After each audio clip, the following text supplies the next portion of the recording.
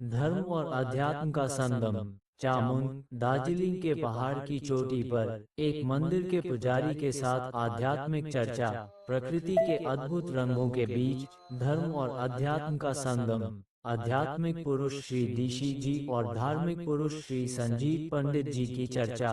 मंदिर की पृष्ठभूमि में प्रकृति के अद्भुत रंगों का संगम इस चर्चा को और भी अर्थपूर्ण बनाया है। इस चर्चा के माध्यम से श्री दिशी जी और श्री संजीव पंडित जी ने धर्म और अध्यात्म के संगम को दर्शाया। प्रकृति ही आध्यात्म की अभिव्यक्ति है।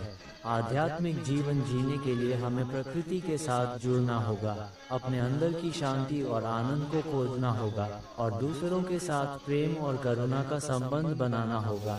ये चर्चा हमें जीवन के मूल्यों और सत्य को समझने में मदद करेगी। उनके चर्चा का एक छोटा सा अंश, परंतु जीवन का सबसे महत्वपूर्ण ज्ञान आप जरूर सुने। केवल आनंद लीजिए, हर वक्त आनंद।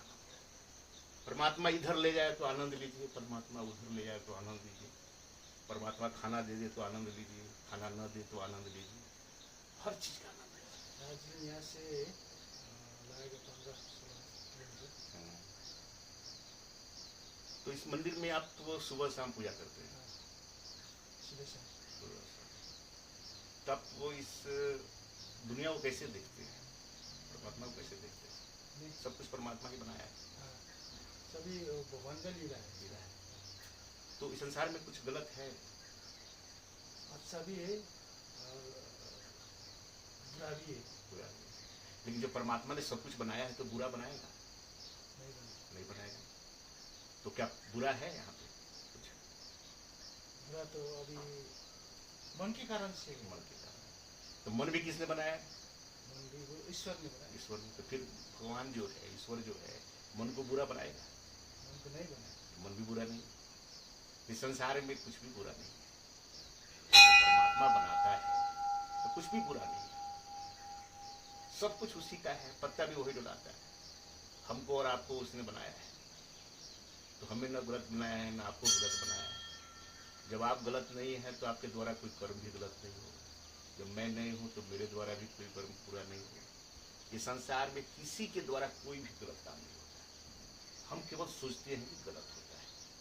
अगर परमात्मा पे विश्वास हो, इस संसार में कुछ गलत आपको दिखेगा ही नहीं। सब परमात्मा की लीला दिखाई देगा। और जब सब परमात्मा की लीला दिखाई देगा आपको, जब गलत नहीं दिखेगा तो दुख का कारण भी नहीं होगा। दुख क्यों होता है?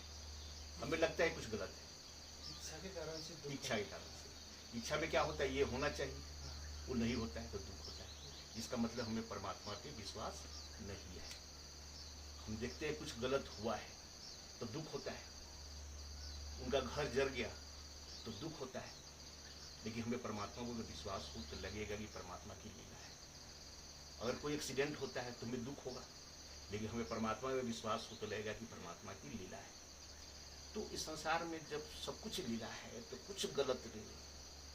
जब कुछ गलत नहीं है तो दुख का कारण भी नहीं। जब दुख का कारण नहीं होगा तो जीवन में केवल आनंद आनंद, परम आनंद होगा। चामुंड, दार्जिलिंग के पहाड़ की चोटी पर प्रकृति के गोद में अद्भुत रंगों के बीच स्थित एक मंदिर में पंडित श्री संजीत जी और दी श्री जी के बीच ज्ञान का संगम हुआ। पंडित जी ने कहा, इस संसार में कुछ लोग अच्छे और कुछ बुरे भी हैं, कुछ गलत और कुछ सही भी है। दी श्री जी ने पूछा, इन लोगों को किसने बनाया है? पंडित जी ने कहा, ईश्वर ने।